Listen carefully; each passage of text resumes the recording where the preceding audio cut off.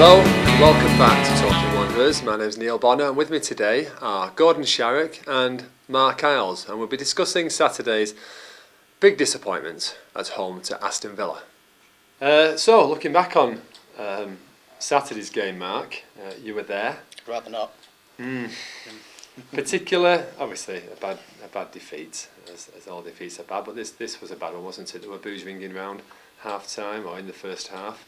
Was that atmosphere as bad as you've heard it during your time? Oh, it's getting progressively worse, isn't it? I think that the frustration's obviously coming out of the supporters, just as it is with Owen Coyle as well. I think we've seen a distinct change in his feelings in recent weeks. You can understand it as well, can't you? Because I mean, really, that Aston Villa team weren't any great shakes. To be completely honest with you, they're functional. They set themselves up well, but they're not a team that should be dictating as they did in that first half. And the Wanderers team of last season would have come out with 3 points there. It's worrying times, isn't it, Gordon? I mean, in Bolton, we're not used to seeing Bolton on the bottom of the division, and having lost 12 out of 15 games as well this season. Well, certainly not since they established themselves in the Premiership. We've grown accustomed to top half stuff really.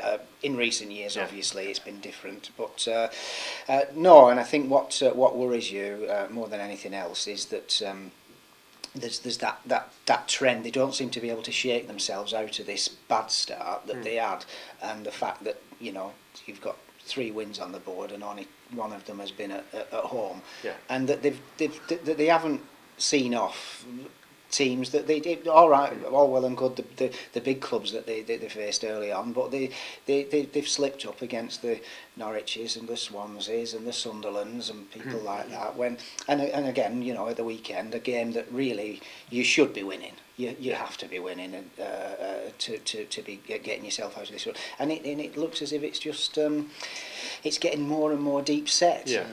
Well, I mean, Owen Coyle called it winnable, didn't he, in the paper on Friday, along with the next 4 games as well. So when you set a target for a game and then you lose that game, it's doubly disappointing, isn't it? It's getting very repetitive now. Because I mean, it's just the next game, and as Gordon said there, it just seems to be festering a little bit. That this feeling of we're not doing ourselves justice, but we'll pick it up next week, and then the same happens again. The problem, bottom line, is that the team is not defending anywhere near well enough, and they're not stringing together consistent performances.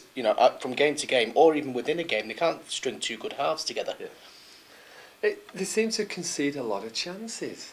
A lot of goals, fair enough, but they do seem to concede a lot of chances. Is there something inherently wrong with the way that they're set up?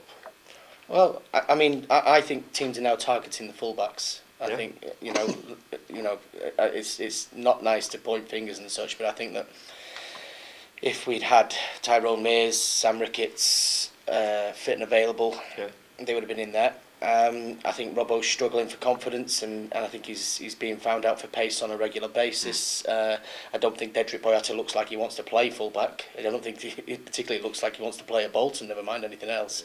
And I think that's where anybody with half an ounce of pace, etc., is getting behind us, and those crosses are just not being defended.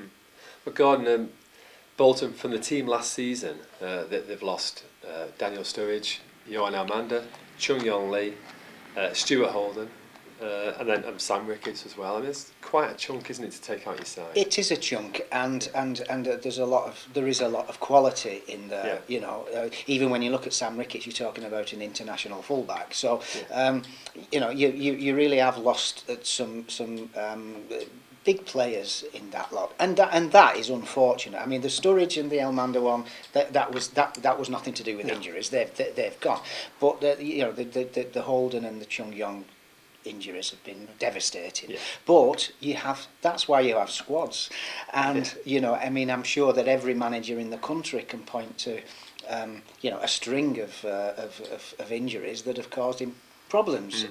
You get on with it.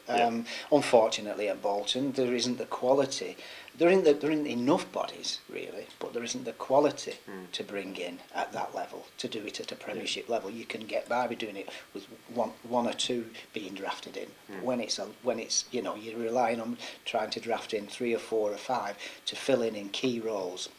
It's not easy. No, and then the next 8 games, you look at the next 4 games are supposed to be winnable. The 4 after that are Everton away, United away. I think I'm right with this. Liverpool at home, Arsenal at home. Now, there were questions asked about Owen Coyle being under pressure. Obviously, Alan Shearer said something on Match of the Day, as pundits are paid to do, about him being under pressure. Of course he is. Questions were asked of Owen Coyle and about his future, and he said he would fight on. How important do you think the next, if you like, 8 games are for Bolton? Or does it go that far? Well, I mean, certainly you want to be talking the next 4, you know, in the short term. I think they don't want to have that stigma of being bottom of Christmas. No. I think that can end up being a real sort of monkey on your back afterwards. But as you say, those after the new year, they've got those 4 really big games. You know, that I'm sure they could pass off and use the excuse that we weren't expecting anything from them anyway. But you know, you don't want to find yourself going into February without having picked up anything at all. As regards to Owen Coyle, the chairman's been out. He said he's our man. You know, he's drawn a line under that. So you take that at face value, and Owen Coyle's going to have to get himself out of the mire. And the fans haven't turned against him either. No, everybody's frustrated out, but we haven't seen the same sort of, you know, vehement directional sort of abuse as we did with Gary Megson, for example, where it got very personal. With Owen Coyle, there is a frustration there, but it's a general one. Yeah, thanks very much. Cheers. Well, that sums it up for today. Don't forget, join us again next week for the latest edition of Talking Wanderers.